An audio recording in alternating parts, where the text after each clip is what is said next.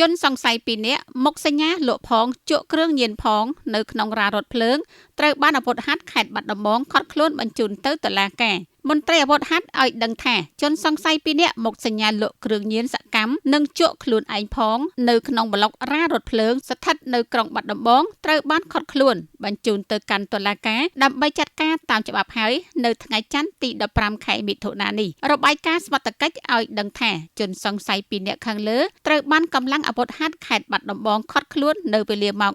13:10 នាទីថ្ងៃទី14ខែមិថុនាឆ្នាំ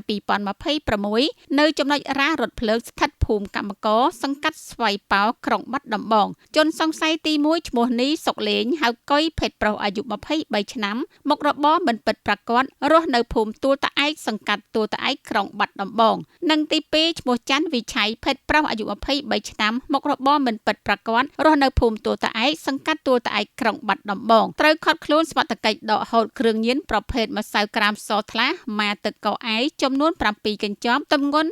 1.1ក្រាមនិងទូរស័ព្ទចំនួន1គ្រឿងលោកសូឌីប្រធានមន្ទីរនៃកងរាជអាវុធហត្ថខេត្តបាត់ដំបងបានផ្ដល់របាយការណ៍ថាជនសង្ស័យឈ្មោះនេះសុកលេងហៅកុយជាមុខសញ្ញាលក់គ្រឿងញៀនយ៉ាងសកម្មនៅក្នុងរានរថភ្លើងដោយមានមេខ្លោងម្នាក់សមត្ថកិច្ចកំពុងតាមចាប់ខ្លួនរីឯជនសង្ស័យឈ្មោះច័ន្ទវិឆ័យជាមុខសញ្ញាស៊ីឈ្នួលលក់គ្រឿងញៀនឲ្យមេខ្លោងរបស់ខ្លួនម្នាក់ទៀតលក់ក្នុងរានរថភ្លើងដូចគ្នាលោកបញ្ជាក់ថាពួកគេទាំងពីរនាក់ក្រោយពីលក់គ្រឿងញៀនបានប្រាក់ពួកគេក៏ជក់គ្រឿងញៀនជាប្រចាំថ្ងៃផងដែរ